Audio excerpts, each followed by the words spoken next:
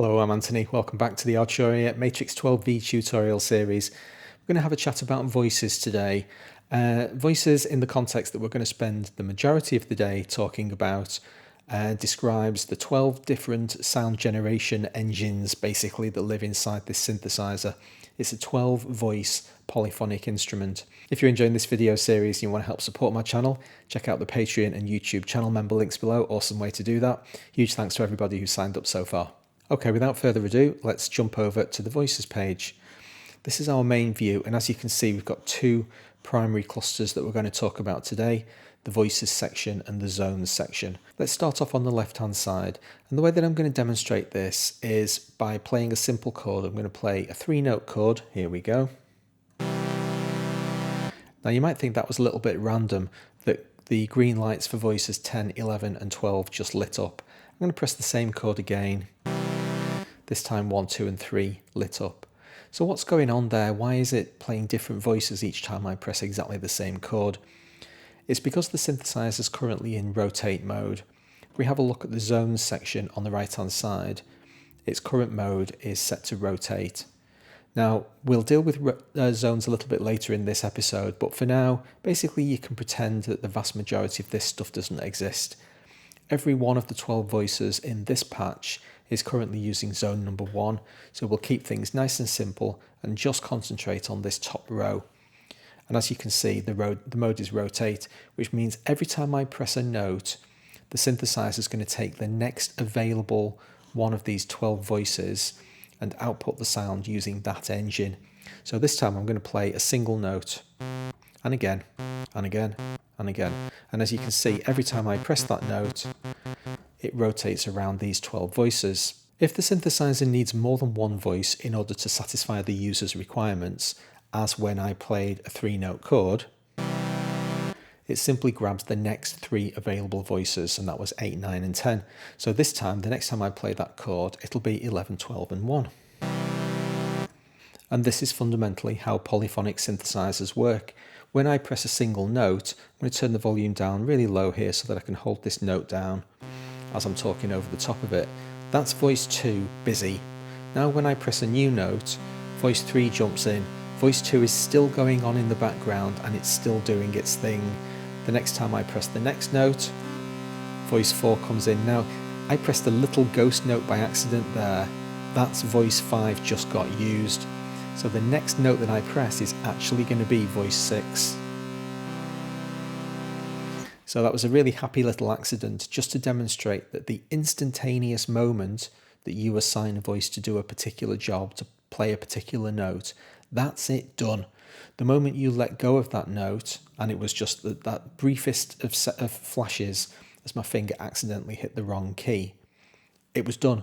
So the next time I came to press a proper note, we'd already used one of that voice, I think it was voice 5, wasn't it? And it jumped over to play the next available. Now this allows complexities that might not immediately kind of spring to mind. For instance, if you have a very long release set on your sound, then all the time that that release is in action, the voice is still in use.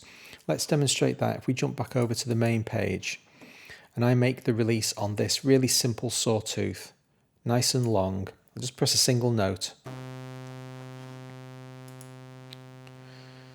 Now what that means is that each one of the notes that I play is going to be left completely alone to satisfy its entire release cycle. That's the advantage of having all of these available voices to play with. So let's play a chromatic run-up.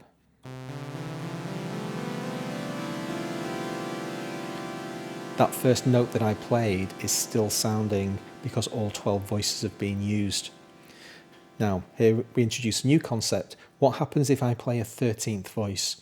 Well, it's obviously going to be really difficult to keep track with all of those different notes sounding. We're just not going to be able to keep track of it. So let's make life really, really simple for ourselves. Let's turn this synthesizer into a 3-voice synth. We can disable any number of voices that we want simply by turning them off. And so now the synthesizer is going to rotate around voices 1, 2 and 3.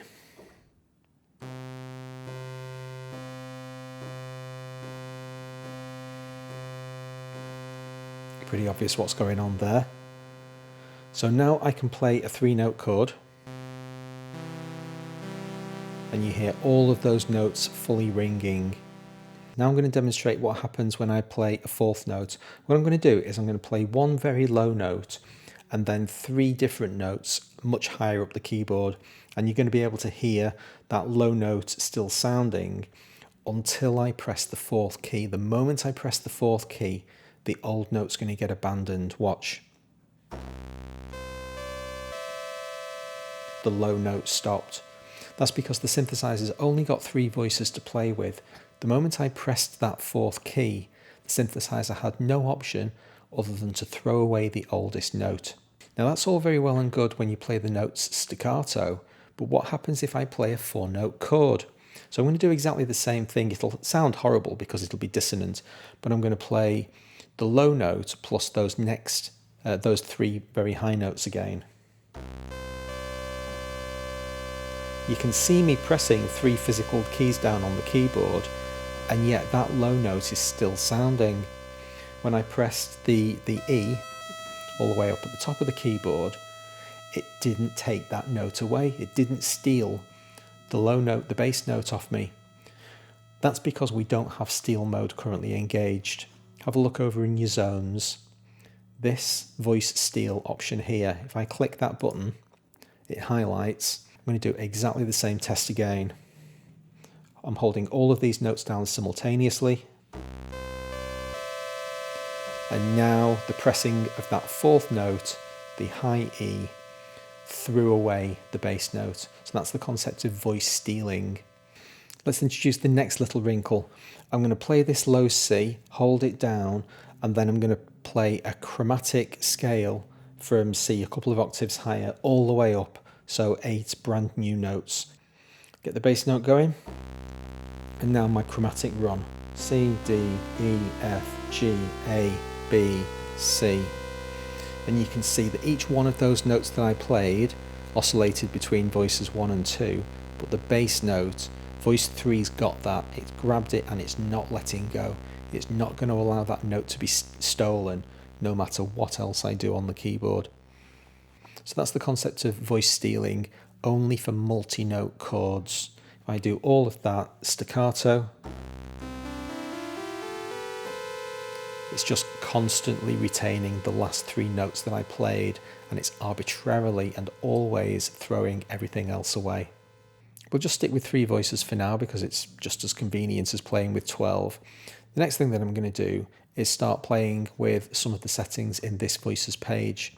So let's transpose voice number 2 up a semitone and voice number 3 up 2 semitones. So now I'm going to start mashing C on the keyboard, and I'm just going to press C all the time. So it's pretty obvious what was going on there. Depending on which voice was being used to play the C that I was physically pressing on the keyboard, we were either getting a C or a C sharp or a D. Double click on the transpose to take them back down again. And now we'll play with detune a little bit. This is starting to get into the territory where it's a little bit musical now, because I'm going to once again mash C constantly.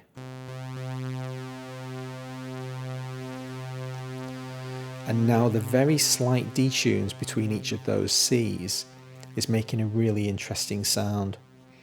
What I'm going to do is bring the rest of the voices back in and detune them very slightly. I'm going to put very slightly different detune values on each one of these and make it kind of arbitrary, but not too extreme. -8 probably a little bit much, to be absolutely honest with you. But the idea is now that when I'm playing the keyboard, you're going to get that introduction of the feeling of an analog synthesizer, because all of the notes are going to be very slightly out.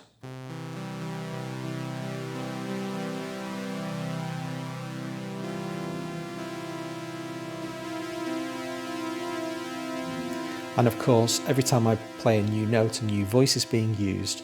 So even on something, as long as it's not perfectly divisible by 12, if I'm playing even a relatively straightforward line in a repeating fashion, it's going to use different voices each time it comes around, and you're going to get very subtle variances on each performance. I'm just turning most of these voices off so that I can demonstrate the difference between 0 detune and a bigger number. Let's set it to 10. Do you remember that fine tune setting that was an inherent part of this init preset?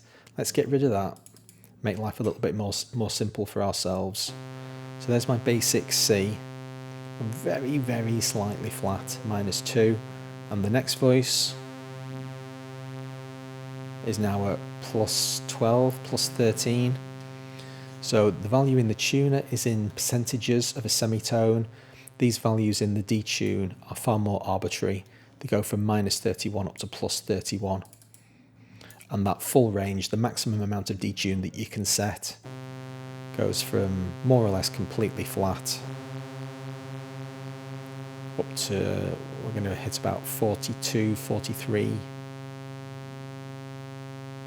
Weird that it's very, very slightly kind of still going up, and we ended up at about 50% of a semitone away there. So we've now been able to derive empirically that the detune range of these voices is one semitone centered around a middle point. So it's half a semitone positive, half a semitone negative. I'm just going to take that release back off to make my demonstrations a bit simpler. And now we'll have a look at volume, loud, quiet. Yep, don't really need to explain that one, pretty obvious. Pan can be really nice if you've got, again, we'll go back to all the 12 voices. You can see we've got 7 different options to choose from with our pans. And if we basically oscillate around primarily the gentle ones, but we can throw a slightly more extreme one in there from time to time, then as I'm playing the keyboard, you're going to hear it wandering around in the stereo field. Now it's pretty violent for a brash sawtooth like this, but if I set that to a gentler pad setting, then we're going to get something a little bit more, I don't want to say musical. The poor old sawtooth gets a rough deal as it is, but let's just gentlify this sound a little bit.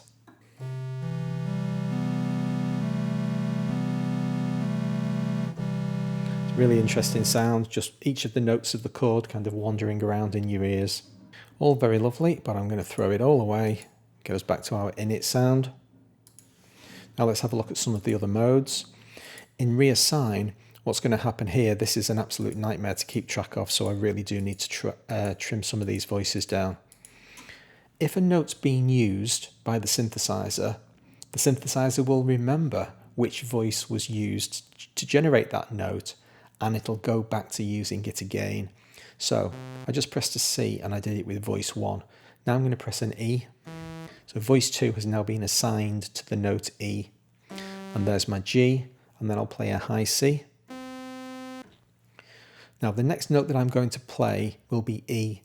So rather than hearing voice 1, which you would have done if we were in rotate mode, it's going to use voice 2, because voice 2 remembers that it was previously used to represent an E, and so it will do that job again. Now my G is going to be on voice 3. Let's play a low C, that's going to be voice 1. And as long as you can remember which of the notes are assigned to which of the voices, you can accurately predict what the synthesizer is going to do. Until you press a new note and things go horribly wrong, I'm going to press an F way up at the top of the keyboard, and you won't hear it. There are no voices left with which to play that F. Well, that sounds crazy. Are you seriously telling me that once I've assigned one of 4 different notes to the synthesizer that I can't ever play any other notes? Well, as things currently stand, the answer is yes. What I need to do is enable voice stealing mode. So in reassign, voice stealing is absolutely essential to enable the synthesizer to have an opportunity to play a new note. And now when I play the high F, basically the next available, and I use available in air quotes, this stuff is very difficult to keep track of, available voice is going to be used to represent that thing. Now that was voice 2 that happened to be used, so I still know that the low G is going to get played by voice 3. There it is. And the even lower C is going to be played by voice 1. But now what happens when I play E? Which voice is going to be used to generate the E? Well, it's voice 2 again, because that's the next available voice after the one that just got played. Keeping track of this stuff is an absolute nightmare.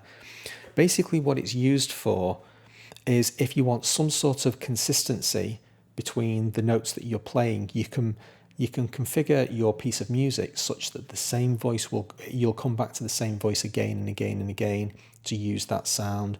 You might have slight detune, you might have it offset somewhere in the pan range, and you can actually figure out musically how to engineer the piece such that those notes get used. To be absolutely honest with you, I almost never use reassign because it just blows my brain trying to keep track of this stuff. But yeah, the synthesizer has independent memories for every single voice, and it knows what was the last thing that was done, and it'll do everything that it can to retain that information until it has to throw it away for the sake of playing a new note. Next up, we've got reset. This is nice and simple. It will always use voice 1 if it possibly can. So every new note I play on the synthesizer is going to use voice 1 until I press a 2-note chord. And it's pretty obvious, 3 notes and 4 notes. What's going to happen when I play a 5th note? You can see me spamming low C. Absolutely nothing because I don't have voice steal enabled. Turn voice steal on.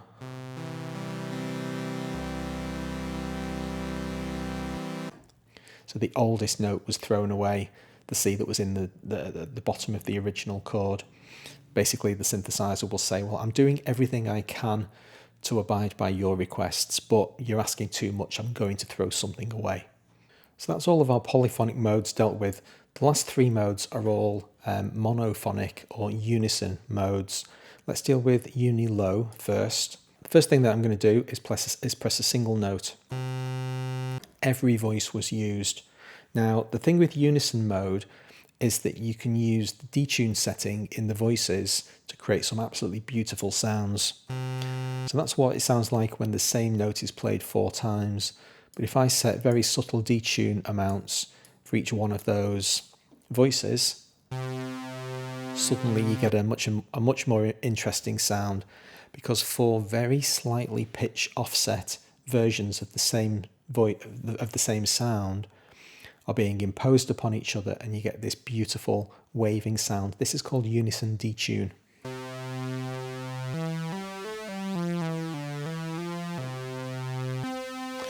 Now at the moment, because we're in unison low, it means the synthesizer will always give precedence to the lowest note that's played on the keyboard. So if I play a C and then an E above it, you're not going to hear that E. You can see me spamming it on the keyboard and you won't hear it. If I play those 2 notes the other way around, play the E first and now the C. As soon as I let go of the C, I bounce back to playing E. You don't hear that if I hold the C down and then spam E. If you want to hear it the other way around, go to uni high, and now it'll favour the higher note. And uni last will always favour the last known note, and is the unison mode that I almost always use, because it allows you to solo up and down the keyboard, play legato, and you're always going to hear the last note that you played. So if I play those, you can see me playing the chord versions of these notes. Doesn't matter if I play them legato. It's going to keep track with me. One thing to mention when comparing polyphonic modes with unison modes, if I go back to rotate, and I'm going to head down to a single voice. Now I'm going to play that same legato line between C, E, G.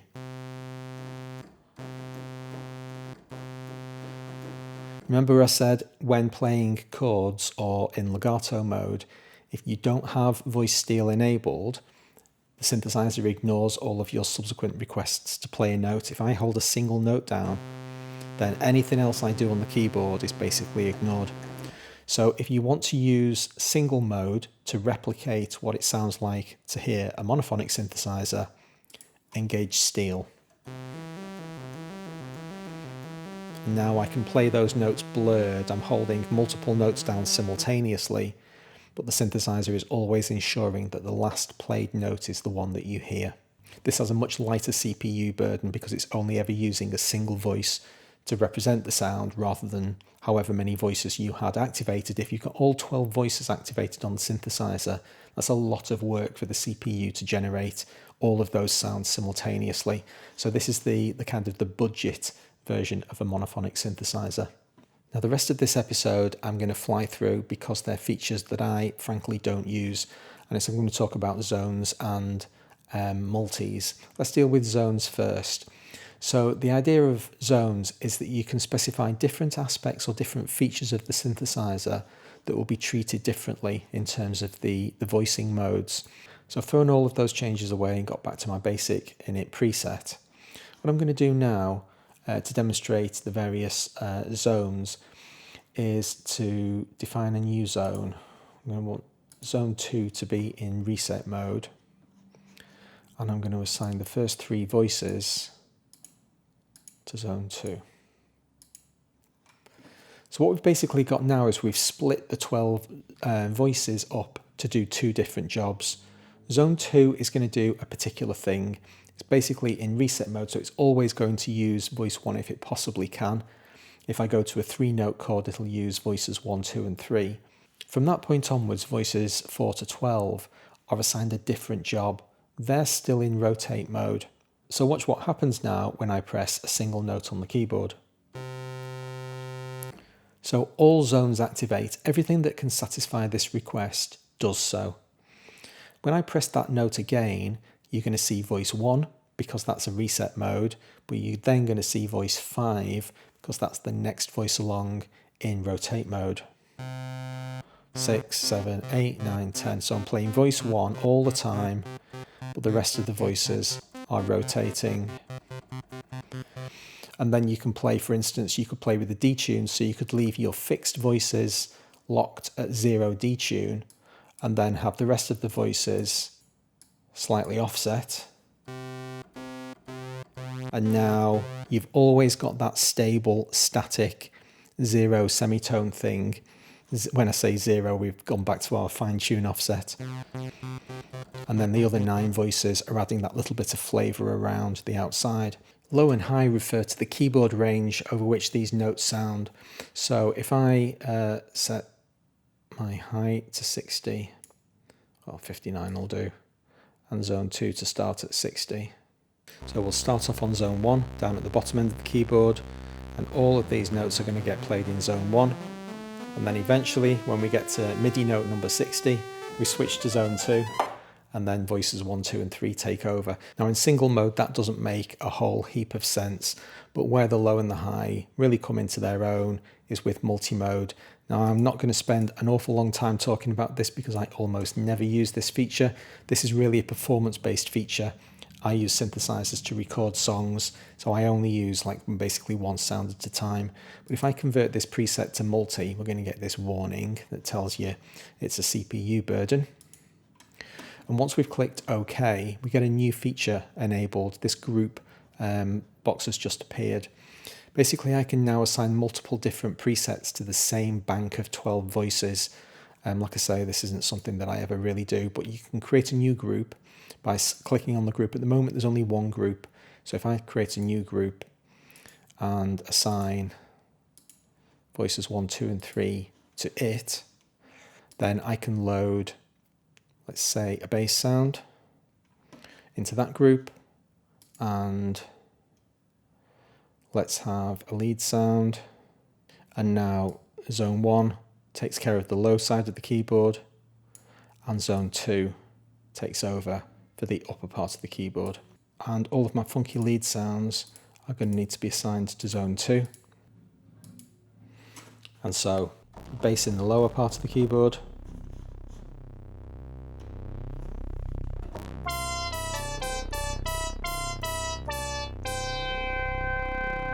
like I say, great if you want to be able to split your hands up and perform. That's not how I use synthesizers. I would simply assign those to 2 different presets, but that's what multi-mode is all about. If you go back to the main page and you're in multi-mode, you can toggle between the 2 different presets, And obviously the main page with all of its configurable data for that preset is displayed. All right then, that's voices dealt with. Hope you enjoyed the episode. Please hit like if you did. I'll see you for the next one. Thanks very much.